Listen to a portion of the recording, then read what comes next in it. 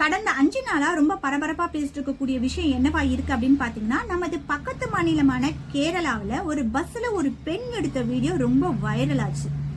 வைரலான அந்த வீடியோவால என்ன ஆச்சு அப்படின்றத பத்தி தான் இப்ப நம்ம பார்க்க போறோம். முதல்ல அந்த பஸ்ல என்ன நடந்தது அப்படின்றத நான் ரொம்ப ஷார்ட்டாவே சொல்லிடுறேன். ஒரு கூட்டம் நிறைஞ்ச ஒரு பஸ், அந்த கூட்ட நெரிசலை பயன்படுத்திக்கிட்ட ஒரு ஆண் ஒரு பெண் கிட்ட தவறா நடக்கிறாரு. பாதிக்கப்படக்கூடிய அந்த பெண் அந்த ஆள் என்ன பண்றாரு அப்படின்றத ஒரு வீடியோ எடுத்து சோசியல் மீடியால அப்லோட் பண்றாங்க. இதை நான் சொன்ன உடனே உங்கள நிறைய பேருக்கு கோபம் வரும். யார் மேல அப்படின்னா அந்த ஆண் மேல. காரணம் என்ன அப்படின்னு பாத்தீங்கன்னா, நம்ம வீட்டுல இருக்கக்கூடிய பெண்கள் வேலைக்கு போகிறதாக இருந்தாலோ இல்ல படிக்க போகிறதாக இருந்தாலோ பயணத்துக்கு பயன்படுத்தக்கூடியது பஸ், ட்ரெயின், ஆட்டோ. இது மாதிரி இடங்கள் நமக்காக காலியா இருக்காது. கண்டிப்பா கூட்டம் இருக்கதான் செய்யும். ஆண்கள் பெண்கள் இடிக்கிறது அப்படின்றது ஒரு சகஜமான விஷயம். ஆனா ஒரு சில ஆண்கள் இது மாதிரி சந்தர்ப்பத்தை பயன்படுத்தி பெண்களை தடவலாமா தொடலாமா அப்படின்னு பாத்துட்டு இருக்காங்க. துபாயில எல்லாம் பாத்தீங்கன்னா பெண்கள் கிட்ட தப்பா நடந்துக்கிட்டாங்கன்னா அங்கங்க கொடுக்கக்கூடிய தண்டனைகள்லாம் எவ்வளவு பெருசா இருக்கு. ஆனா இங்க மட்டும் சும்மா எல்லாரும் மன்னிச்சு விட்டுட்டே போறாங்க. இது மாதிரி ஆண்களுக்கு தக்க தண்டனை கொடுக்கணும் அப்படின்னு நீங்க நினைக்கிறீங்க இல்லையா? கரெக்டான விஷயம் தான், நான் இல்லைன்னு சொல்லல. ஆனா இங்க நடந்த விஷயமே வேற. இப்போ டிராவல் பண்ணிட்டு இருக்கோம், அது பஸ்ஸோ ட்ரெயினோ ஆட்டோவோ, கூட்டம் அதிகமா இருக்கு.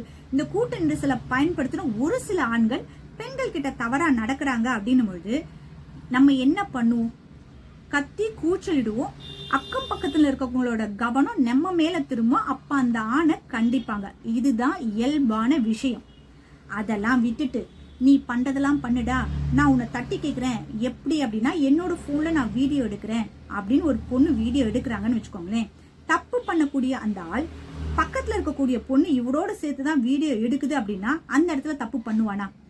அங்க இருந்து விலகி போகணும் அப்படின்னு தான் நினைப்பான். ஏன்னா இப்ப இருக்கக்கூடிய சோசியல் மீடியால எதை எடுத்தாலும் வீடியோவா எடுத்து போடுறாங்க அப்படின்னும் போது தப்பு பண்ணக்கூடிய அந்த மனிதராக இருந்தால் கண்டிப்பா அந்த இடத்துல இருந்து விலகி போகணும் தான் நினைப்பான். ஆனா இந்த பொண்ணு எடுத்த வீடியோ மொத்தம் ஒரு 29 செகண்ட் இந்த பொண்ணு அந்த வீடியோ எடுக்குதுன்னு போது அந்த ஆள் பக்கத்துல தான் இருக்காரு. அங்க இருந்து நகர்ந்து போகல அப்படின்னும் பொழுது அவர் எதேச்சியா தான் நிக்கிற மாதிரி தெரியுது. ஆனா இந்த பொண்ணுக்கு முகத்துல எந்த ஒரு பதட்டமே கிடையாது. இப்ப நம்ம கிட்ட ஒருத்தர் தப்பா நடக்கிறாங்க அப்படின்னும் பொழுது நம்ம முகத்துல கண்டிப்பா ஒரு குழப்பம், கோவம் எல்லாமே இருக்கும். அந்த இடத்துல தெளிவான முகம் அப்படின்றது நமக்கு இருக்காது. ஆனா இவங்க வீடியோ எடுக்கும்போது தெளிவா முகத்துல எந்த ஒரு கலக்கமும் இல்லாம அந்த ஆள் மேல தவறு சொல்லணும் அப்படின்றதுக்காகவே அந்த வீடியோ எடுத்த மாதிரிதான் இருந்திருக்கு. நீங்க நிறைய பேர் அந்த வீடியோ பார்த்திருப்பீங்க. பார்த்திருந்தவங்க எல்லாருக்குமே நல்லாவே தெரிஞ்சிருக்கும். எப்படி இருந்தது அப்படின்றத நீங்க கமெண்ட்ல சொல்லுங்க. கூட்ட நெரிசலை பயன்படுத்தி ஒரு ஆண் நம்ம கிட்ட தப்பா நடக்க முயற்சி செய்யறாரு. அதை நீங்க வீடியோ எடுத்துட்டீங்க, சரி ஓகே, வீடியோ எடுத்து முடிச்சிட்டீங்க. ஒரு 29 செகண்ட் வீடியோ ஆதாரம் உங்ககிட்ட இருக்கு. அதுக்கப்புறம் என்ன பண்ணணும் நீங்க? ஏன்னா அந்த நபர் யாருன்னு உங்களுக்கு தெரியாது, சரிங்களா? இந்த ஸ்டாப்லயோ அடுத்த ஸ்டாப்லயோ இறங்க போறாரு. அவர் அப்படியே விட்டுடுவீங்களா? உங்ககிட்ட தப்பா தானே நடந்திருக்காரு. அப்ப அங்க கத்தி கூச்சல் போட்டு இது மாதிரி என்கிட்ட தப்பா நடந்துக்கிட்டாரு அப்படின்னு சொல்லும் பொழுது அந்த ஆள் நான் பண்ணல அப்படின்னு சொன்னா நீங்க எடுத்த வீடியோவை காமிச்சிருந்தா அது ஒரு ப்ரூஃபா இருந்திருக்கும். நீங்க அந்த இடத்துல எதுவுமே பண்ணாம வீட்டுக்கு போய் நைட்டு உங்களோட சோசியல் மீடியால நீங்க அப்லோட் பண்ணிருக்கீங்கன்னா என்ன ரீசனுக்கு அப்ப அப்லோட் பண்ணிருக்கீங்க? அது அப்லோட் பண்ணும்போது என்ன சொல்லியிருக்காங்க அப்படின்னா, நான் போலீஸ்ல கம்ப்ளைண்ட் பண்ணிட்டேன், அதுக்கப்புறமா தான் இதை அப்லோட் பண்ணியிருக்கேன் அப்படின்னு அந்த வீடியோல இவங்க சொல்லியிருக்காங்க. இந்த வீடியோவும் வைரலா பரவ அந்த நபர் ஆண் நபருக்கு தெரிஞ்சவங்களும் இந்த வீடியோவை பாக்குறாங்க. இவர் தான் அப்படின்னு சொல்லிட்டு ஐடென்டி பண்ணி அவருக்கு கால் பண்ணியோ இந்த வீடியோ ஒன்று வந்திருக்கு, இதுல இருக்கிறது நீதானா, ஏன் இப்படி பண்ற அப்படின்னு ஒவ்வொருத்தரும் கேள்வி கேட்க அவர் மனம் உடைஞ்சு போறாரு. கண்டிப்பா அந்த நெரிசலை பயன்படுத்தி தப்பு பண்ணக்கூடிய ஒரு நபராக இருந்தா இது மாதிரி யாராவது கேள்வி கேட்கும்போது அதெல்லாம் பெரிய விஷயமா நினைச்சுக்க மாட்டாங்க. ஆனா தான் எந்த தப்பும் பண்ணாத பொழுது தான் மேல இது மாதிரி ஒரு பழி விழுது அப்படின்னும் பொழுது அவர் பெரிய மன உளைச்சலுக்கு தான் ஆளாகிறாரு. அவருக்கு 70 வயசுல ஒரு அம்மாவும் இருக்காங்க. நைட்டு ஃபுல்லா இதை யோசனை பண்ணி ஃபியூச்சர், அதாவது மறுநாள் காலையில என்ன நடக்கும், தன்னை யார் எப்படி பேசுவாங்க அப்படின்றதெல்லாம் யோசனை பண்ணியே தான் உயிரை தானே எடுத்துக்கிட்டாரு அந்த ஆள். ஜென்ரலாவே ஒரு பொண்ணு ஒரு ஆண் என்கிட்ட இது மாதிரி தவறா நடந்துக்கிறாரு அப்படின்னு சொன்னா கண்டிப்பா அதுல உண்மை இருக்கா பொய் இருக்கா அப்படின்னு பாக்குறதுக்குன்னு அந்த பொண்ணுக்கு தான் முதல்ல சப்போர்ட் பண்ணுவாங்க. ஏன்னா பெண்கள் இது மாதிரி விஷயத்துல பொய் சொல்ல மாட்டாங்க அப்படின்ற ஒரு நம்பிக்கை தான். ஆனா இந்த ஒரு விஷயத்த பயன்படுத்திக்கிட்டு ஒரு சில பெண்கள் செய்யக்கூடிய அந்த தவறு அப்படின்றது ஒரு உயிர் இன்னைக்கு போயிருக்கு அப்படின்னு நினைக்கும் போது ரொம்ப கஷ்டமா இருக்கு. மறுநாள் காலையில தம் பிள்ளை எழுந்து வெளியே வரவே இல்லை, உள்ள தாழ்பால் போட்டிருக்கு, என்ன பண்றதுன்னு தெரியாம அந்த அம்மா அக்கம் பக்கத்துல இருக்கவங்களை கூப்பிட்டு கதவு உடைச்சு பார்க்கும்பொழுதுதான் தான் பிள்ளை இறந்து போயிருக்காரு. எதனால தான் பின்ன இறந்தாரு அப்படின்னு கூட தெரியாம அந்த அம்மா கதறிட்டு இருக்காங்க. அப்போ அவங்க அந்த பிள்ளையோட ஃப்ரெண்ட்ஸுங்கெல்லாம் வந்து இது மாதிரி விஷயம்லாம் நடந்திருக்கு அப்படின்னு சொல்லும் பொழுதுதான் அவங்களுக்கு விஷயமே தெரியுது. தான் பிள்ளை அப்படிப்பட்டவன் கிடையாது அப்படின்னு அவங்க எவ்வளவு சொன்னாலும் போன உயிர் திரும்பி வருமா? நீங்களே சொல்லுங்களேன்.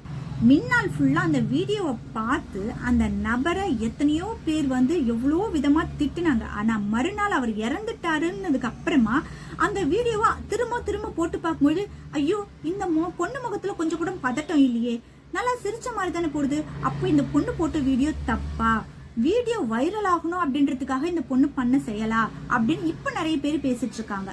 இந்த வீடியோல அந்த கேரளால வீடியோ எடுத்த அந்த பெண்ணோட பேரையும் நான் வந்து சொல்லல, பாதிக்கப்பட்ட ஆணோட பேரையும் நான் சொல்லல. ஏன் அப்படின்னா அதே பேர் கூட வேற ஒரு பெண்ணோட கம்பேர் பண்ணி பேசுறதுக்கான வாய்ப்புகள் நிறைய இருக்கு. இந்த சோசியல் மீடியா அப்படின்றது பிளஸ் ஆர் மைனஸ் நிறைஞ்ச ஒரு விஷயம்தான், சரிங்களா?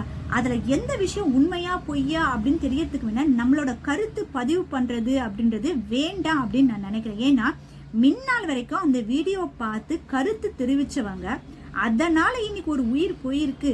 இப்போ அந்த கருத்து சொன்னவங்க அத்தனை பேருமே அப்படியே இப்ப அந்த பொண்ணு பக்கம் தவறா காமிச்சு ஒரு கருத்து தெரிவிக்கிறாங்க. இப்ப அந்த பொண்ணுக்கு தண்டனை கிடைக்குமா கிடைக்காதா அப்படின்ற விஷயம் இனிமே வரக்கூடிய நாட்கள்ல தான் நமக்கு தெரிய போகுது. இருந்தாலும் ஒரு உயிரோட மதிப்பு அப்படின்றது விலை மதிக்க முடியாத ஒரு விஷயம்.